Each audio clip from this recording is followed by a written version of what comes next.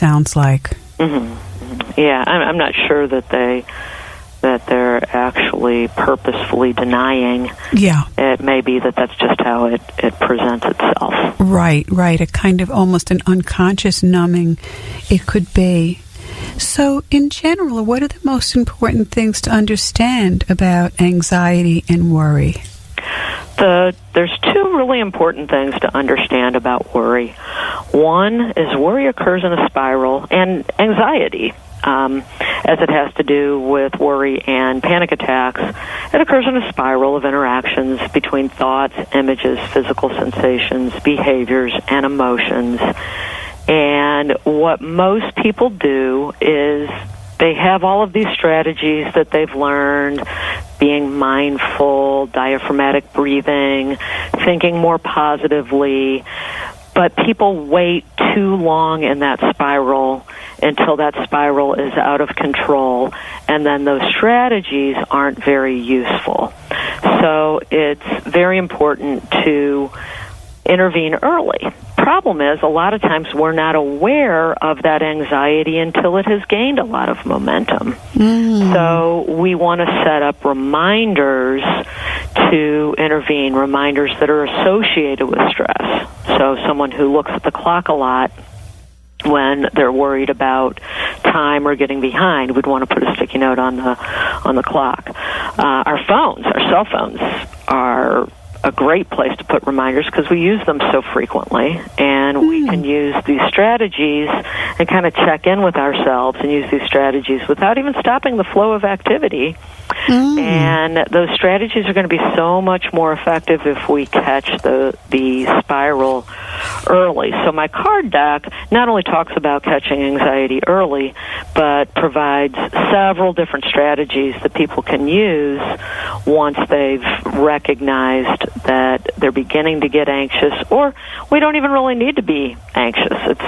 It's often good to do these strategies, like noticing the surfaces beneath, thinking about the surfaces beneath as being like sponges, breathing strategies, without stopping the flow of activity even when we really don't feel like we're anxious, to prevent anxiety from getting out of control. And we know that these strategies are far more effective for worry in particular if we use these strategies frequently rather than waiting until we feel anxious. And the second very important thing to understand about worry is that, and anxiety, moreover, is fighting anxiety fuels it.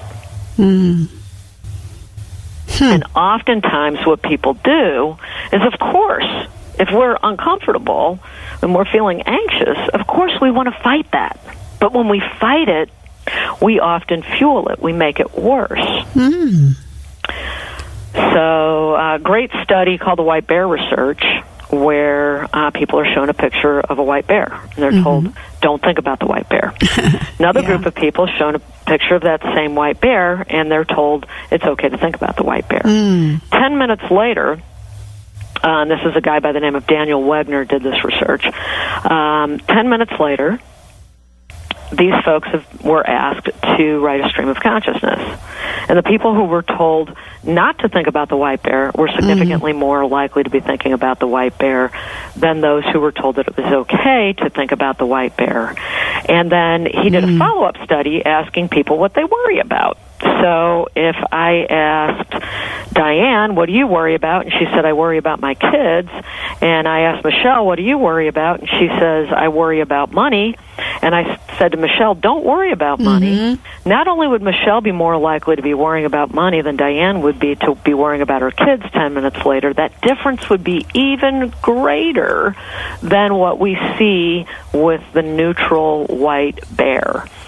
And what do people tell you when you're worrying? Don't think about it. Put it out of your mind, which is a way of fighting it. Right, don't worry, it'll be okay. Right, and we find that that's actually one of the worst things that you can do, is to try to think of don't worry. Or you have nothing to worry about. Yes, absolutely.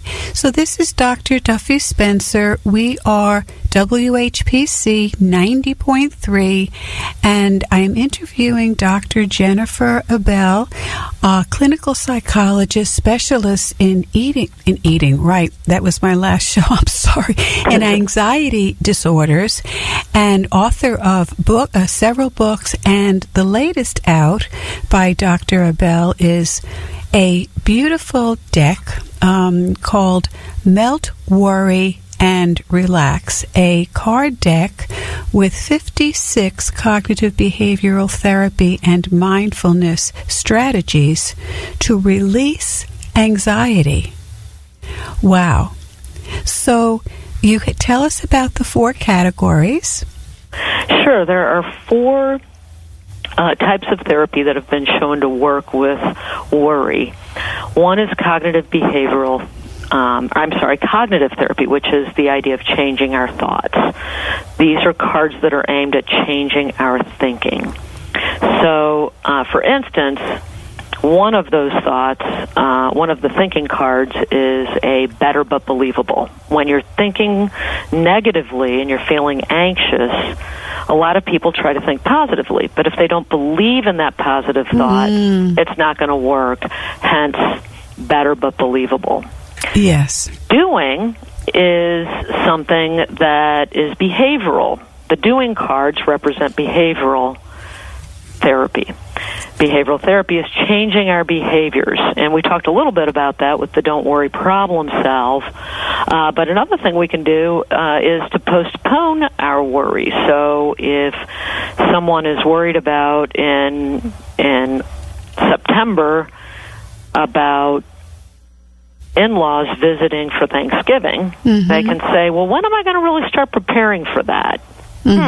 I am probably going to start preparing for that on probably the week before. So anytime they think about it, they look at the date and they think, okay, I will think about this on November 17th. I'll start thinking about it on November 17th and then use another strategy.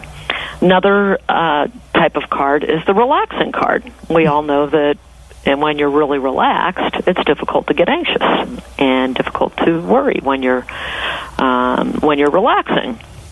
So, for instance, one of the cards I kind of alluded to before, thinking of the surfaces beneath you as being like sponges that can absorb tension out of your body, feeling that absorbing power, draining the tension out of your body and allowing gravity to help. And then the being mindful, there's a surge of popularity in being mindful, focusing on one's senses, because all worries about the future. If we're focusing on our senses, we're in the present, and we cannot be worrying if we're fully in the present.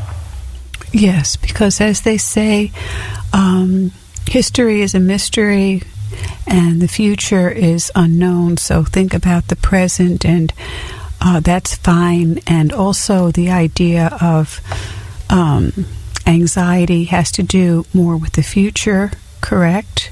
It does. Yeah, yes. And maybe the past, what would you say that has more to do with? Past regret is more often depression, guilt. Sometimes people can feel guilty about something they did in the past, and those thoughts are useless unless we decide to make amends. Those feelings and thoughts are not useful. Yes, and that's a whole other topic, Dr. Abel, the idea of apologizing and how few people tend to apologize, and I do think there is a gender split here. Would you agree? I haven't seen any research on that. Yes. But I do think it is a wonderful thing to be able to give a heartfelt apology, and I think it's good for both parties. Absolutely. So how would a person so quickly know? You have the green for the thinking and the purple for the mindfulness. And now the purple's the doing. That's the Right. Oh, no, the purple is the mindfulness. You're correct. I'm sorry. Yes, that's okay. That's okay. I have them right in front of me, of course. The orange is the doing, and the beautiful shade of, I would call it turquoise turquoise teal, relaxing, and there's a picture of a hammock. So how do you know which category to look in? Well, I recommend that people begin by picking a card at random, and then if they can start to apply it right away, to do that. And if they think, oh, well, maybe I don't, okay. I can't really apply this now, but I like this one.